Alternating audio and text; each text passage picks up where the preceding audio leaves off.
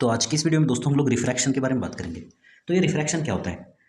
तो जब लाइट रे जो है, ये लाइट रे देखिए, ये मीडियम 1 है, ये मीडियम 2 है, ये बाउंड्री है, ठीक है। तो जब भी कोई लाइट रे एक मीडियम में से दूसरे मीडियम में एंटर करता है तो वो उसकी डायरेक्शन को चेंज करता है, ठीक है। मतलब देखिए, ये लाइट रे ऐसे आ रहा था ना, तो ये ऐसे जाना चाहिए था, ये ऐसे जाना चाहिए था ना, ऐसे आ रहा था तो ऐसे जाना चाहिए था, लेकिन ये ऐसे नहीं जा रहा है, ये अपने डायरेक्शन को चेंज कर रहा है। इसी कंसेप्ट को दोस्तों रिफ्रैक्शन बोलते हैं, ठीक है। तो वर्ड्स में इसको कैसे एक्सप्रेस करोगे आप?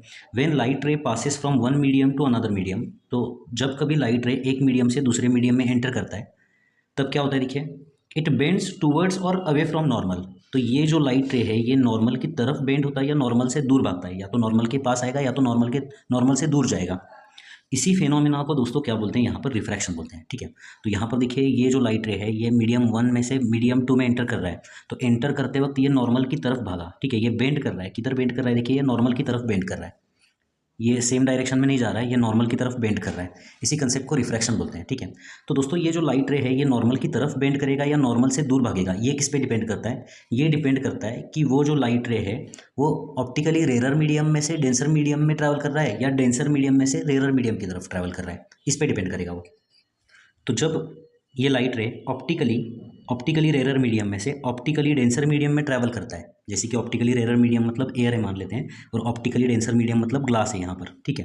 तो जब कभी ये लाइट रे ऑप्टिकली रेरर मीडियम में से ऑप्टिकली डेंसर मीडियम में ट्रैवल करता है तो ये बेंड करेगा टूवर्ड्स द नॉर्मल, ये टूवर्ड्स द नॉर्मल बेंड करेगा, ठीक है। मतलब नॉर्मल, ये जो नॉर्मल है ना, इस नॉर्मल की तरफ ये बेंड करेगा, इस तरफ बेंड करेगा, ठीक है। ये ऐसे जाना चाहिए था ना, लेकिन ये इधर बेंड करेगा, ठीक है, ओके। और जब कभी लाइट रे ऑप्टिकली डेंसर मीडियम में से ऑप्टिकली रेरर मीडियम में ट्रैवल करता है, ठीक है, ऑप्टिकली डेंसर मीडियम में से ऑप्टिकली रेरर मीडियम में ट्रैवल करता है तो वो नॉर्मल से दूर भागेगा। यहाँ पर देखिए ये नॉर्मल है, तो ये नॉर्मल से दूर भागेगा उधर, ओके। तो ये जो कंसेप्ट है इसी को रिफ्रैक्शन बोला जाता है। अब दोस्तों यहाँ पर एक और चीज़ आपको समझनी ज़रूरी है, ये इंसिडेंट रे होता है, ये रिफ्रैक्टेड रे होता है, ठीक है, और ये होता है नॉर्मल। तो यहाँ पर ये जो इंसिडेंट रे है, इंसिडेंट रे ने नॉर्मल से किया हुआ जो एंगल है इसको बोलते हैं एंगल ऑफ इंसिडेंस, और ये जो रिफ्रैक्टेड रे है इसने नॉर्मल से किया हुआ जो एंगल है इसको बोलते हैं एंगल ऑफ रिफ्रैक्शन, ठीक है। वैसे यहाँ पर देखिए दोस्तों, ये इंसिडेंट रे है, ये रिफ्रैक्टेड रे है।